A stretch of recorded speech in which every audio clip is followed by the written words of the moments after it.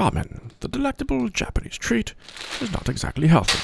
That is, when it's pre-packaged. So today, he's making ramen in a more authentic style, but faster. A 30-minute ramen. He begins with a pot and adds chicken broth, but immediately notices something feels weird. Lesson 1. Trust your gut. He sets the pot aside and brings in a leek. Nice, beautiful leek. As he cuts the bottom, he checks for the stamp standard of all leeks and cuts the rest of it. This goes into the pot, obviously. As he sets it aside, he reaches for some sort of fish food. Dried bonito flakes. Now my hands smell like barbecued fish. Ugh. This great thing, a seaweed, also known as Kombu. He reaches for some shiitake mushrooms, which have been pre-sliced gracefully by the store. He sets the pot aside and brings in the secret ingredients. Boop! He grabs the white brain-looking thing and peels off 2 cloves. A nice little smash and a peel, and he sets them aside. As he reaches for the pre-candied ginger, he needs about 10 grams. So he continues slicing until he gets it. A rough chop, and sets it aside as well. He releases the Allison from the cage by chopping the garlic, and this too goes into the pot. He brings the pot back in and grabs the next ingredient, which is star anise. Not to be confused with anise, who's a wretched brat of a child. 1 star to rule the pot. And onto the stovetop, where the feast of flavors can begin. He sets it over medium-high heat and gives it a quick stir, and it will sit here for about 30 minutes. Then he moves into smaller, greener things. Scallions. Using a pair of hand swords, he cuts 3 stems, 1 for each fate. A fate he will soon bear witness to. Continuing with the meat cleaver, he makes short work of the grass. Very short work. As he struggles to get all pieces onto his knife, he eventually, maybe, gets them all. This too goes into the pot, and he probably should have done it before, but he forgets. He adds water to another pot, just enough to float a paper boat. This pot must come to a boil. These eggs are about to be hatched in the steamery, not to be confused with the hatchery, which is where our chicks are hatched. He covers it and sets a timer for 8 minutes, and hits start.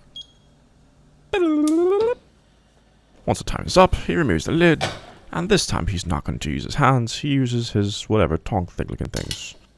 Places it on the plate, and this goes to the table.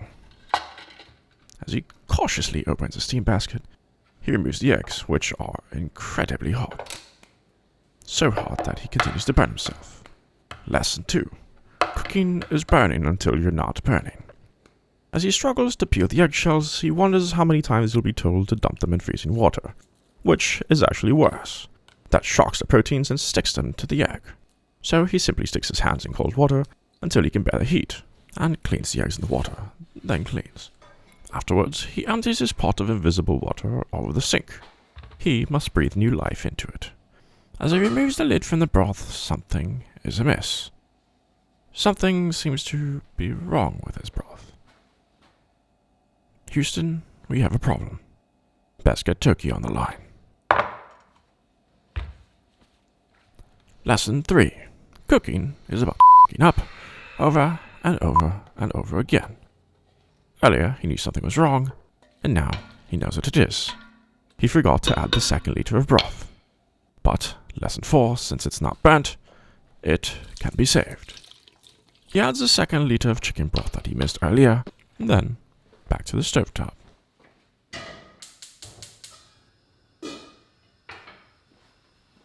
Guess we'll see. About 10 minutes later, he returns, and adds sodium chloride. This will add flavor, and keep away the slugs. Time for the noodles. And as this is intended to have a low-carb ramen, he will be using shirataki noodles, which are made from the konjac jam. He simply needs to wash them out a little bit. Just be forewarned, how these noodles go in, they come out. You do not have a parasite. You could, however, use real ramen noodles, but that would defeat the low purpose of low carb. As he empties them into a quart container, one tries to get away, but it is not successful. This time he brings the broth back over and pours it through a sieve. He makes sure to get all the vegetables and the goodies, because they too have their own liquid gold, which he will extract from their tummy cage.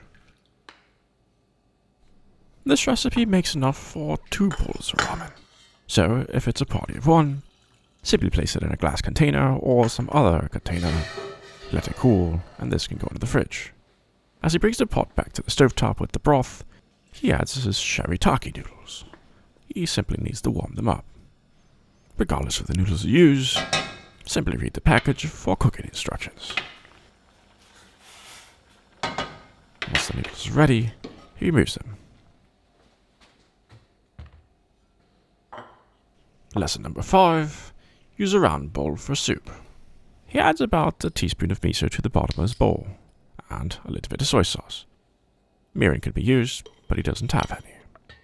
He adds a little bit of the broth just to get a nice mixture going, and once it's well mixed, he adds the rest. Slowly, so as not to burn himself. As he sets it aside, he brings in one of his boiled eggs, cuts it in half, and adds it. But we're not done yet. Using another scallion, he quickly makes short work of it. Again, this he adds over the top. Not necessarily for garnish, but for flavor. Then he adds some sesame seeds, and cleans, because if not, ants. And that is how you make a 30-minute ramen. That's low carb, delicious, and actually rather nutritious. If you like this video, share, like, and subscribe. Until next time, eat well.